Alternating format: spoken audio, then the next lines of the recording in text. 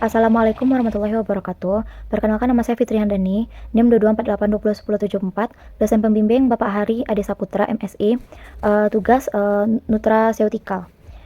Pertama yaitu nutraceutikal.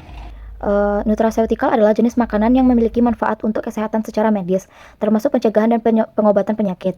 Para peneliti menemukan ratusan senyawa yang memiliki fungsi kesehatan bagi tubuh sebagai temuan baru di bidang fitokimia, zat kimia tanaman non-nutrif yang memiliki khasiat perlindungan atau khasiat pencegah penyakit di dalam makanan mikroorganisme. Nutraceutikal di era post-genomik yaitu terdapat 3 faktor yang akan mempengaruhi kerja nutraceutikal dalam tubuh.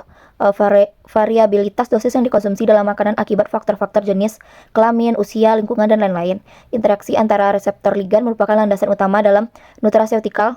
Makanan mengandung banyak zat yang dapat mengikat reseptor dan mendorong terjadinya respon biologis atau EPA yang terkandung dalam minyak ikan, tiafalvin yang terkandung dalam teh untuk anti-apositis, BC12, kurkumin, dan asam ursolat menjadi jalur dalam sel tumor sebagai sasaran. Ada fitokimia, merupakan bahan kimia kompleks terutama pada buah-buahan dan sayur.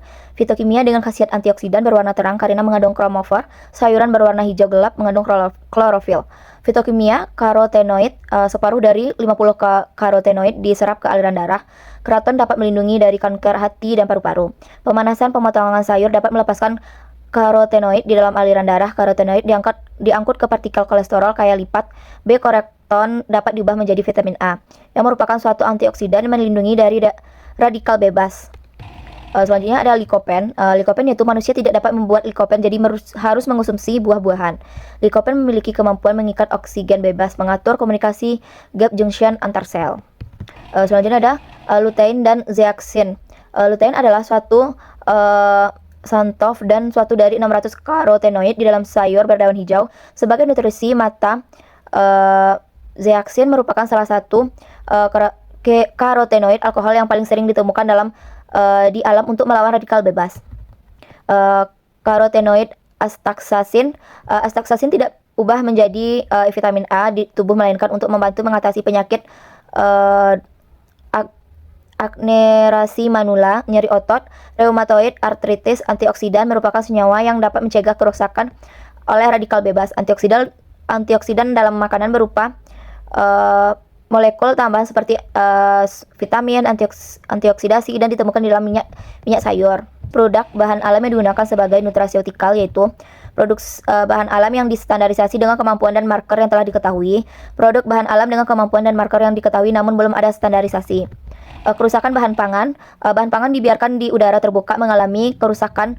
Faktor mempengaruhi kerusakan adalah jenis bahan pangan dan kondisi lingkungan. Tanda-tanda kerusakan yaitu tekstur dari keras menjadi lunak, contohnya kentang. Tekstur dari lunak menjadi keras, contohnya tepung. Tekstur dari kental menjadi encer, contohnya telur. Rasa menyimpang, contohnya sirup menjadi asam. Aroma menyimpang, contohnya telur menjadi busuk. Penampakan secara visual menyimpang, contohnya jamur pada roti. Klasifikasi bahan pangan dikelompokkan menjadi 3 berdasarkan kerusakannya. Pertama, bahan pangan telur mudah rusak, contohnya susu ikan. Bahan pangan agar mudah rusak, contohnya sayuran dan buah-buahan. 3, bahan pangan tidak mudah rusak, contohnya sereal dan kacang-kacangan. Bahan pangan dapat mengalami kerusakan karena pertumbuhan mikroba, aktivitas enzim, aktivitas serangga atau parasit. Kandungan air dalam bahan pangan, suhu udara, sinar matahari, dan waktu penyimpanan. Jenis kerusakan diantaranya kerusakan mikrobiologis, mekanisme fisik, kimia, dan biologis. Mencegah kerusakan bahan pangan yaitu pertama, pengaweten suhu. Penggunaan suhu tinggi merupakan metode pengaweten makanan yang efektif untuk mencegah kerusakan karena dapat membunuh mikroorganisme patogen dan mengaktifkan enzim yang mengakibatkan kerusakan.